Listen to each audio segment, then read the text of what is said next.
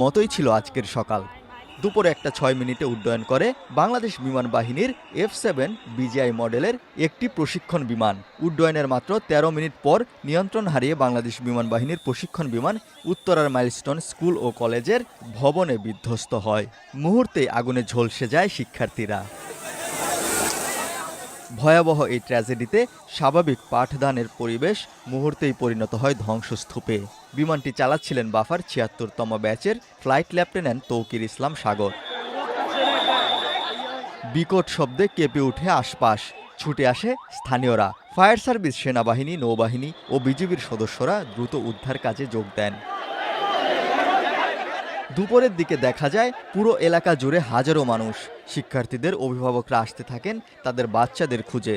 ঘটনাস্থলে একের পর এক অ্যাম্বুলেন্স ঢুকছে আর বের হচ্ছে। সবার চোখে মুখে আতঙ্ক। তখনও ভেতরে কি হচ্ছে কেউ জানে না। তড়িঘড়ি করে আহতদের নিয়ে যাওয়া হয় হাসপাতালে। উৎসুক জনতার ভিড়ে কাজ করতে কষ্ট হয় উদ্ধারকারীদের।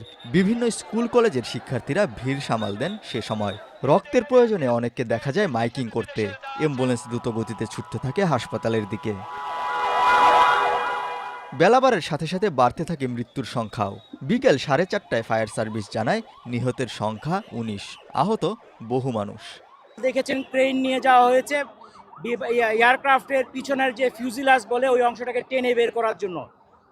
ওটা বের করার পর ফাইনালি সার্চ করলে আর কোনো ডেড বডি আছে কিনা সেটা আমরা জানতে পারবো। যারা এই ঘটনা সরাসরি দেখেছেন কতটা ভয়াবহ ছিল সেই সময় তারাই জানান। তাদের অবস্থা অনেক খারাপ। তাদের শরীর থেকে আপনার চামড়া ক্ষয়ে পড়তেছে। বের করতেছিলাম এমন সময় একটা ছেলে বের করতে সময় ও আমাকে কান্না করে বলতেছে, আমাকে জড়িয়ে ধরেছে, ভাই ভিতরে আমার ছোট বোন, আমার একমাত্র বোন, আমার বোনটাকে বাঁচান। এটা শুনে আমার আরো বেশি খারাপ লাগছে। যা এদিকে যে খালি মানুষ এই যে চামড়া পুড়ে গেছে আমরা দেখছি। তারপরে অনেক বাচ্চাদের লাশের ছিটা পুড়ে রয়েছে।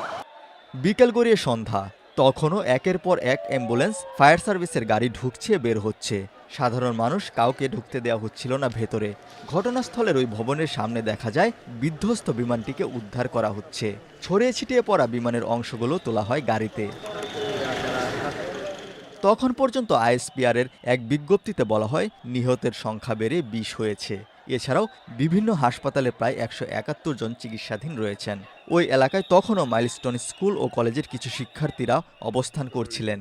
তখনও তারা মনে করছিলেন সেই ভয়াবহ সময়ের কথা। যা দেখি কি কয়েকটা লাশ আর্মিরা নিয়ে আসছে, 3-4টা লাশ মাটিতে পড়েছিল। প্লেনটা ঠিক এখানে থেকে এসে যে প্রিপারেটরি ভবনটা আছে এখানে ঠিক গেট বরাবর পড়ছে।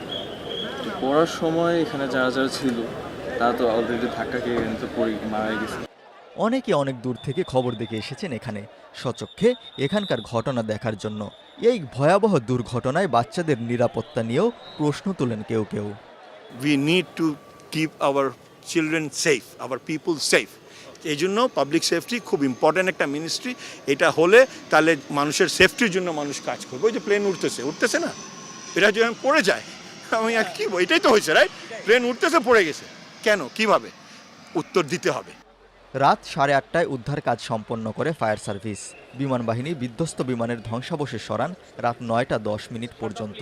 বর্তমানে মাইলস্টোন স্কুল ও কলেজ ক্যাম্পাসের বিধ্বস্ত ভবনটি ক্রাইম সিন হিসেবে চিহ্নিত করে প্রবেশাধিকার নিষেধ করা হয়েছে। 22 জুলাই রাত 2টা পর্যন্ত মাইলস্টোন স্কুল অ্যান্ড কলেজে বিমান বিধ্বস্ত হয়ে মৃত্যু হয়েছে 22 জনের। জাতীয় বার্ন ও প্লাস্টিক সার্জারি ইনস্টিটিউটে রাতে চিকিৎসাধীন 2 জনের মৃত্যু হয়।